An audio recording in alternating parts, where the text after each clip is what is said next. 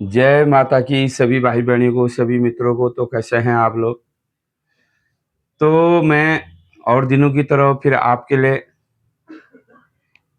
देवी देवताओं के संबंधित हमारे उत्तराखंड में जो जागरों में गाए जाते हैं, वो जागर, वो कथाएं और हमारे देवताओं की कहानी कथा, हमारे जो पितरों का तरोतारण कैसे होगा, कल से मैं आपको ये बता रहा हूँ।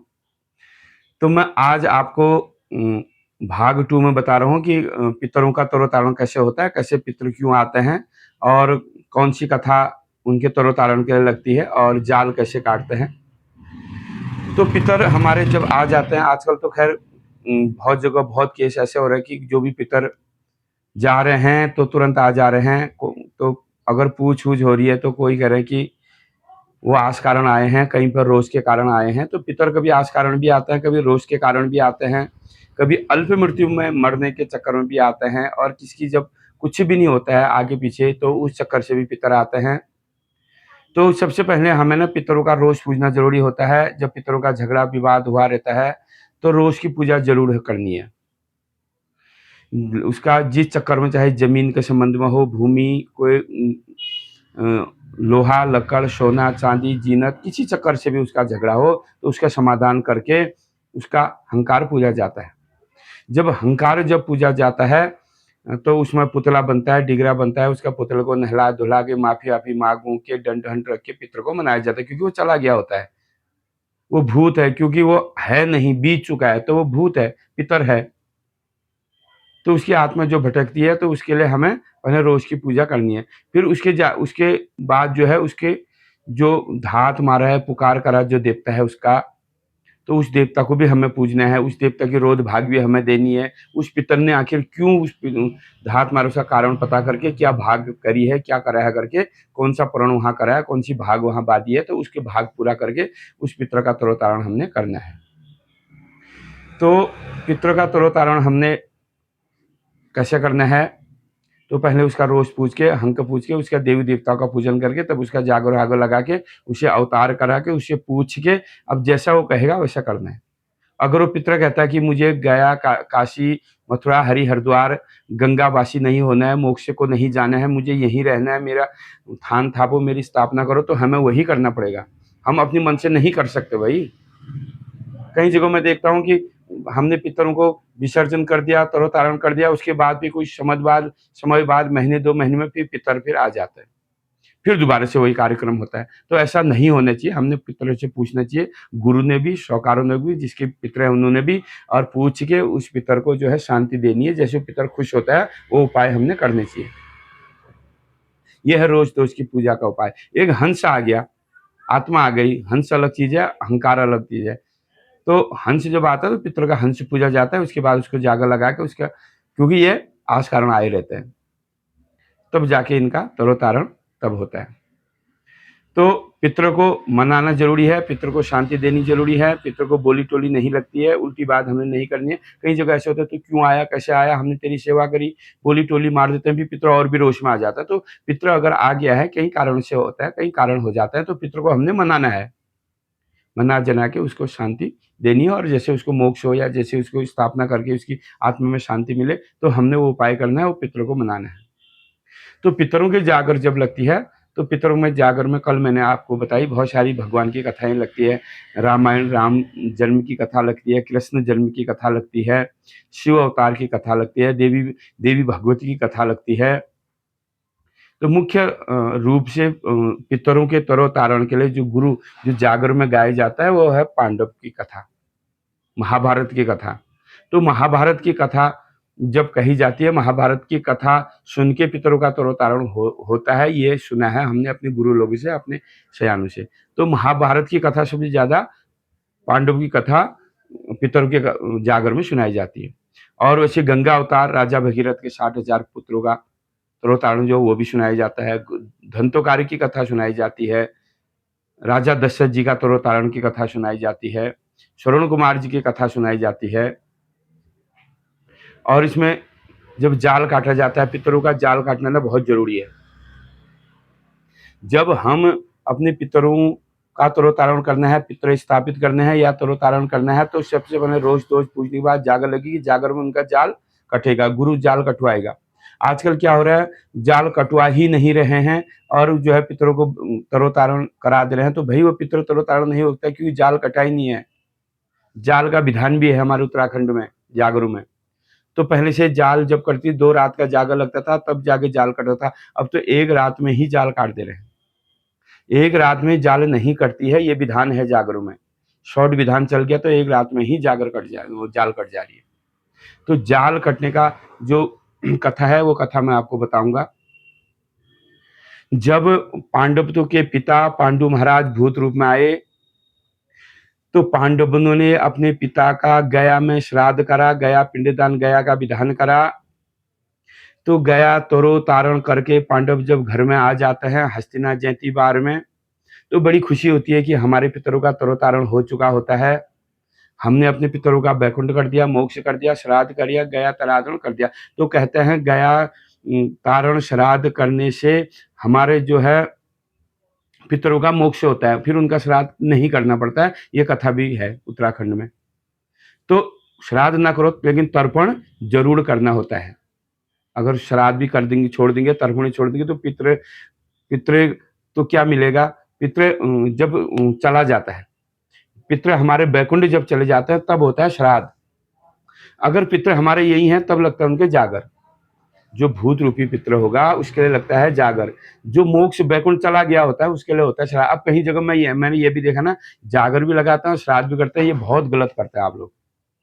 जो पितृ भूत बना हुआ है, जो भूत बन के आया है, जो प्रेत बन के उसकी आत्मा भटक रही है मृत्यु मंडल में 84 लाख योनि में, हंस प्राण जो मृत्यु मंडल डाई बोट गाड़ गधरी में हमारे मृत्यु मंडल में उसकी आत्मा भटकती है, उसको श्राद्ध नहीं मिलता है। श्राद्ध और जागर एक साथ नहीं कर सकते हम क्या करते हैं, अभी हमने श्राद्ध कर दिया इस महीने और 2-4 महीने के बाद हमने उसका जागर लगा दिया। और कहीं पर ऐसे करते जागर लगाते श्राद्ध भी कर देते। अरे ये बहुत गलत है। जब वो उसका तरोतारण हो चुका है तो आप जागर क्यों लगा रहे हो? तो अगर श्राद्ध और जागर अलग अलग है, जो पितृ तरोतारण हो चुका है, मोक्ष हो चुका है, बैकुंठ जिसका तरोतारण हो चुका है, वो भूत नहीं है, तब उसका होता है श्राद्ध तर्पण।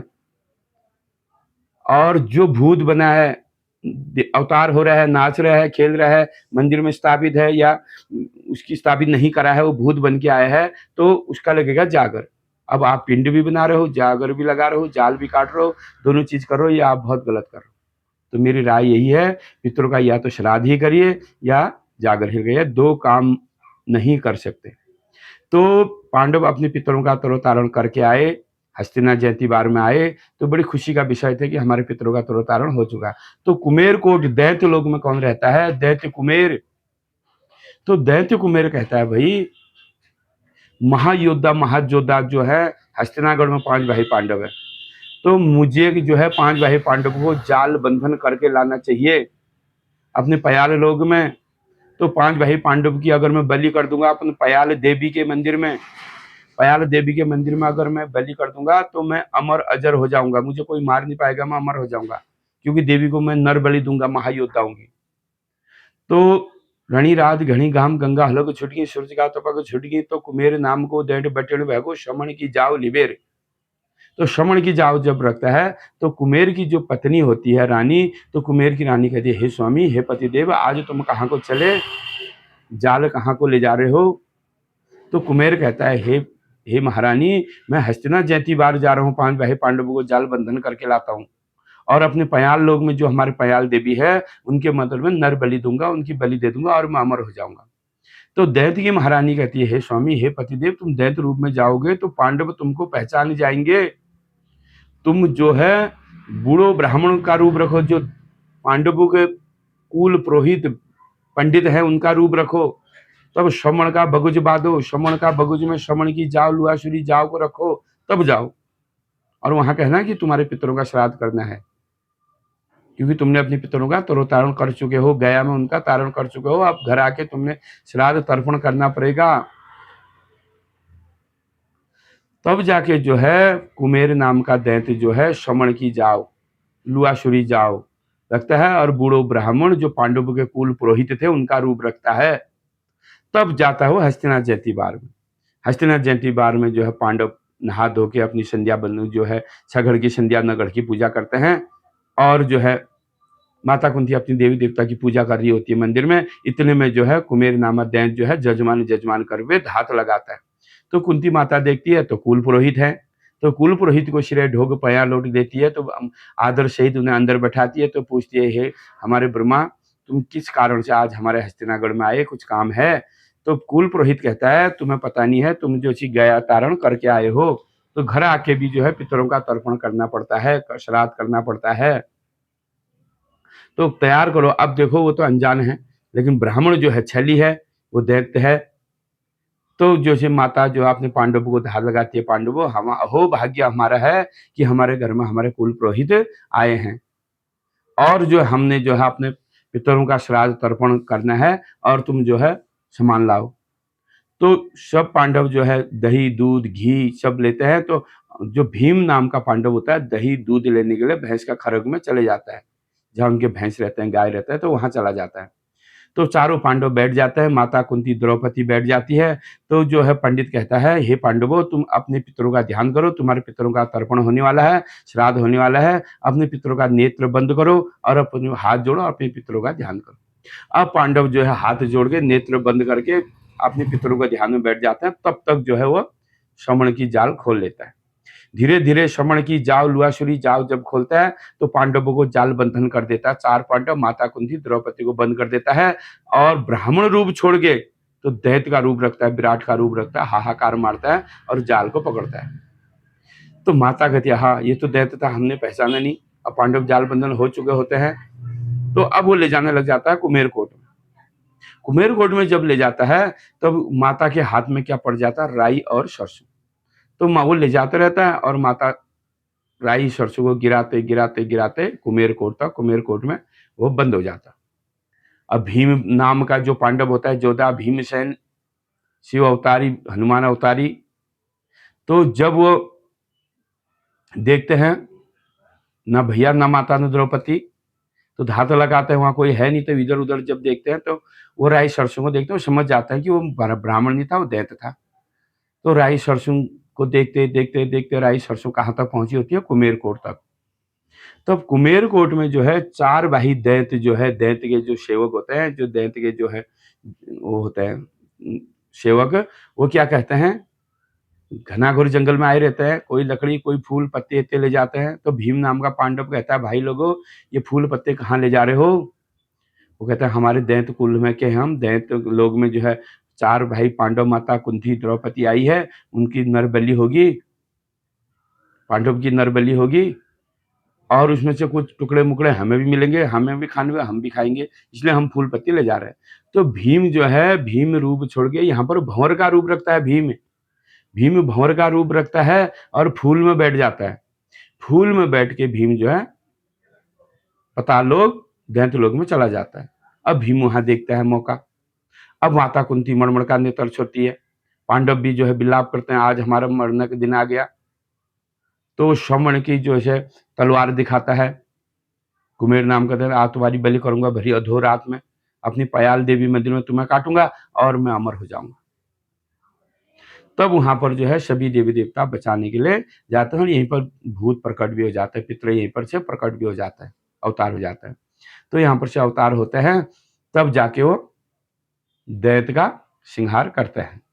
तो भीम भी यहाँ पर फिर भंवर रूप छोड़ के भी हनुमान का रूप धारण करते हैं, बताते हैं यहाँ पर, श्रवण की गदा चलाता है यहाँ पर। और देवी देवता भी जो है माता कुंती सभी देवी देवता को जो पुकार लगाती है, तो कृष्ण भगवान भी यहाँ पर पहुंच जाते हैं, देवी भगवती मैया, पंचनाम देवताओं, तो इष्ट देवता, कुल देवता। तो जिस देवता का जागर अगर यहाँ पर लगता है ना, जैसे गंगनाथ जी का जाल करता है, तो गंगनाथ जी भी यहाँ पर अवतार हो जाते हैं। तो पितरों का जागर लगा है, तो पितर यहाँ पर अवतार हो जाता है। तो पितर जब यहाँ पर अवतार होते हैं, तो पहले वो दैत्य का संहार करते हैं, फिर जो है जाल को काटते हैं, जाल काट के स्नान करा के तब जाके उस बोल वचन तब होते हैं पितरों के, तब जाके बोल वचन होता है। जब जाल कटेगा ही नहीं पितरों का, सही बोल वचन आएगा ही नहीं। अब मैं तुम्हें ये बता रहा हूँ, तो सही से बोल वचन करने के लिए उन पितरों का जाल काटना जरूरी है। तो पितरों का जाल काटो तो पितरों का बोल वचन होगा, तब यहाँ पर से पितर अपने बोल वचन देके स्थापना जो करने हैं वो स्थापित होंगे। जो गया काशी करने हैं, मथुरा प्रयाग हरि हरिद्वार बद्री केदार मठ धाम जो विसर्जन जो करने हैं, तब जाके इनका विसर्जन यहाँ पर से होता है। तो पितरों का तरोतारण कैसे होता है, क्या होता है, ये मैंने आपको बताया। तो आगे फिर और कथा लेके आऊंगा। अगर आपके कोई सवाल जवाब है, आप हमें मैसेज कर सकते हैं, कमेंट कर सकते हैं, कॉल कर सकते हैं। मैंने नंबर दे रखा है अपने यूट्यूब चैनल पर, अपना अपना व्हाट्सअप ग्रुप का लिंक भी दिया है। अगर आप हमारे व्हाट्सअप ग्रुप से जुड़ना चाहते हैं तो आप मुझे मैसेज करिए, मैं अपना नंबर दूंगा, उसमें मैसेज कर मैं आप जोड़ दूंगा आपको। तो वहाँ भी बहुत अच्छी जानकारी मिलती है। हमारे साथ बहुत सारे गुरु लोग जुड़े हैं, तो जो है उसमें चैट के माध्यम से, मैसेज के माध्यम से और रात को ब्रॉडकास्ट के माध्यम से आप मीटिंग में जुड़ सकते हैं। आपके सवाल जवाब जो है आप वहाँ कर सकते हैं, क्योंकि मैंने आप लोग के आशीर्वाद से, भगवान की कृपा से, आपके प्यार से बहुत सारे गुरु लोग जिसमें जोड़ रखे हैं हर जगह के। तो जिसका समाधान जो होता है तो अच्छा समाधान भी हो रहा है, लोग जो बड़े खुश भी हैं कि उनका समस्या समाधान भी हो रहा है। जिसको जो समस्या वो पूछ रहा है उसका समाधान भी हो रहा है। वो फ्री सेवा है, कोई पैसे, कोई गुरु पैसे नहीं लेता है पूछने का और सवाल जवाब का, और जो है मैसेज में जो पूछा जाता है उसका कोई शुल्क नहीं है। तो फ्री में लोग वहाँ अपना समाधान पूछ रहे हैं, समाधान हो भी रहा है। हमारे गुरुजन हम लोग बता भी रहे हैं कि ऐसा करने से ऐसा होगा, तो आप ऐसा करिए। तो इससे हमारे गुरु लोगों को भी जो है काम मिलेगा, आपका भी भला होगा। किसी की समस्या समाधान करना बहुत बड़ी बात है, ये भी बहुत बड़ा पुण्य का काम है। इस धरती में आए तो पुण्य भी कमाना जरूरी है, बिना पुण्य के तरोतारण नहीं हो सकता। भलाई अपने बच्चों के लिए बो के जाना है किसी ने भी, तो अच्छा बो के जाइए, अच्छा काटेंगे वो, हमारा भी नाम आएगा, आपका भी नाम आएगा। तो ये मैंने आपको राय है, मेरी राय यही है कि आप सत्य मार्ग में जाइए, भक्ति मार्ग में जाइए। मुझे मेरा कहने का अर्थ ही यही है कि आप लोग हमारे साथ जुड़िए, भक्ति मार्ग में जुड़िए, सत्य मार्ग में जुड़िए, सही मार्ग में जुड़िए। आप जो है अपना अपना कारोबार सभी का होता है, लेकिन थोड़ा सा जो है टाइम भगवान के लिए भी निकालना है। चाहे किसी माध्यम से निकालो, चाहे दान करो, पुण्य करो, किसी की भलाई करो, पूजा करो, पाठ करो, अपना नीतिक धर्म जो है उसको नहीं छोड़ना है, सत्य मार्ग को। तो आप हमारे साथ जुड़िए, हमारे साथ बहुत लोग जुड़े हैं। और आपको अगर कुछ और देवी देवताओं के बारे जानकारी है तो मुझसे पूछिए, मैसेज के जरिए, कॉल करिए। मैं ये नहीं कहता मैं कॉल मत करिए, मुझे कॉल करिए, क्योंकि मैंने नंबर दे रखा है। सुबह से मिलने करीबन 50 कॉल आते हैं लोगों के। तो मैं जब भी टाइम होता है मैं थोड़ा बहुत उनको कोशिश करता हूँ कि उनके समस्या का समाधान हो जाए। वो जो लोग दुखी है उनका सही हो जाए, वो परेशान जो लोग हैं उनका जो है परेशानी का समाधान हो जाए। यही मेरा उद्देश्य है। गुरु हमारे उत्तराखंड में बहुत सारे हैं, तो एक से एक गुरु है, जानकार गुरु हैं। तो उनके पास जाइए, उनसे सही शिक्षा सीखिए और सही सतमार्ग सीखिए, पूछिए अपने गुरु लोग से। आपके जगरिया डंगरिया आपके घर पे आते हैं, नाचा, बोल वचन गया, चल दिया, ठीक हुआ, उनका काम है। लेकिन आपने उनसे कुछ जानकारी ली नहीं, ये देवता कहाँ से आया, कैसे आया, ये हमारे इष्ट है, कैसे पूजे जाते हैं। तो हमारे इष्ट कैसे पूजा जाता है, हमारा कुल देवता कैसे पूजा जाता है, किस विधान से पूजा जाता है, कैसे पूजा जाता है, कौन से रीति रिवाज से पूजा जाता है, वो हमें पता होना चाहिए। अगर पता नहीं है तो फिर ये बहुत गलत बात है। उत्तराखंड में रहेगा कोई धर्म नहीं है हमारा, क्योंकि हम देवभूमि में रहते हैं, उत्तराखंड में रहते हैं। उत्तराखंड में हर कण कण में देव है, हर पहाड़ पर्वत, हर पेड़ पौधे, हर पत्थर में शंकर, हर पत्थर में देवता है। तो ये हमारे देवी देवता है, तो हमने अपने पितरों को मनाना है। हमारे पितर जब रोष में आ जाते हैं तो कभी जो है सर्प का रूप भी वो रख लेते हैं, कभी जो है बीमारी का रूप रख लेते हैं, कभी छम बिछम, कभी जब पितर अवतार हो जाता है, रोष में होता है तो देवता का रूप भी लेता है। मैं पितर हूँ नहीं बोलेगा, वो कुछ और ही बोले, कभी छल मशान, कभी भूत प्रेत तक बन जाता है, वो देवता तक बन जाता है। क्योंकि पितर से बड़ा कुछ नहीं है। पितर खुश, देवता खुश। सारे देवी देवता तब खुश हो जाते हैं जब हमारा पितर खुश है। हमारा पितर अगर नाराज है, रोज हंक में है, तो कोई भी देवता हमें पूज लो, कोई सफलता हमें नहीं मिलेगी। तो हंक जो है पूजना जरूरी है। हंक कभी भी ना जिंदे का भी हंक होता है। परिवार में आजकल ऐसा तू में भाई भाई, देवरानी जेठानी में, सास बहू का, या परिवार में जिंदों का भी कभी हंक होता है। इस हंक के चक्कर भी हमारे देवता हंक में पड़ जाते हैं।